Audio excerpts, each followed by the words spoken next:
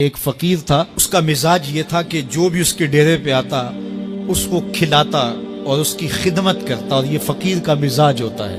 بابا بلے شاہ نے کہا تھا نا، اٹ کھڑکے دکڑ وجے تتا ہووے چلا، آن فقیر کھا کھا جاون راضی ہووے بلا۔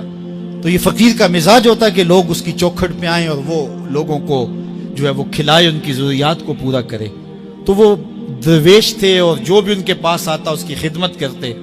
ان کے پاس کبھی رقم نہ ہوتی تو ادھار لے کے لوگوں کی خدمت کرتے، حتیٰ کہ جب ان کا آخری وقت قریب آیا اور حالات ایسے ہو گئے کہ لوگوں کو لگا کہ بابا جی اب رخصت ہونا چاہ رہے ہیں، تو سارے قرض خواہ اکٹھے ہو کے بابا جی کے پاس آ گئے کہ جناب ہمارا قرضہ ادا کیجیے۔ ایک جمگٹا بن گیا، اور بابا جی کو یہ فکر تھی کہ یہ میرے مہمان ہیں اور میں ان کی خدمت کرنے کے قابل نہیں ہوں، میرے پاس کچھ ہے نہیں۔ اتنے میں ایک چھوٹا سا بچہ تھا، وہ گلی میں پتیسا بیچ رہا تھا۔ آواز لگائی تو بابا جی نے اشارہ کیا، کہا میرے ان مہمانوں کو کھلا دو۔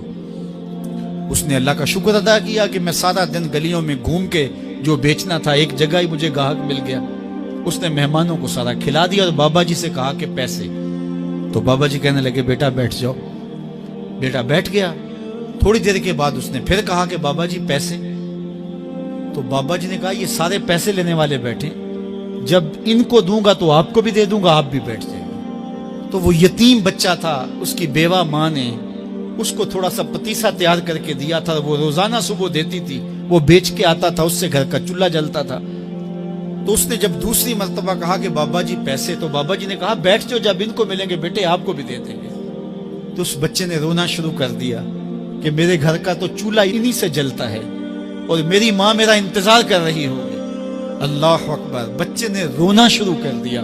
اللہ کی رحمت کو جوش آ گیا۔ کوئی شخص بابا جی کے لیے نذرانہ لے کے آ گیا، وہ تھیلیاں پیش کی، بابا جی نے بچے کو دیا، جتنے بھی قرض خواہ تھے سب کو دیا اور شکریہ ادا کیا۔ کہا جاؤ۔ وہ سارے قرض خواہ بولے ہم صبح کے بیٹھے ہوئے تھے، یہ نذرانے والا پہلے کیوں نہیں آیا؟ کہا پہلے تم میں کوئی رونے والا نہیں تھا، ایک رونے والا آیا، سب کا کام بن گیا۔ کسی ایک کے آنسو، اجتماعی دعا کا، اجتماعی توبہ کا یہی فائدہ ہوتا ہے کہ کسی ایک کا کام بن جائے۔ یہ تجارت میں اصول ہے کہ جب کوئی کسی کو آپ سودا دے نا تو اس میں کوئی خراب چیزیں چلی جائیں تو یا تو وہ سارا قبول کرے یا سارا رد کر دے۔ تو اللہ جب قبول کرتا ہے اجتماعی طور پہ پھر ساروں کو قبول کر لیتا ہے۔ تو اس لیے آج کی بابرکت شب نور میں میری مائیں، بہنیں، بیٹیاں بھی تشریف فرما ہیں، بچے بوڑھے جوان بھی تشریف فرما ہیں۔ تو کسی ایک کے آنسو اللہ کو قبول ہو گئے، کسی ایک کی زبان سے نکلا ہوا جملہ اس کی بارگاہ میں قبول ہو گیا، تو میرے جیسے گناہگاروں کا بھی کام بن جائے گا۔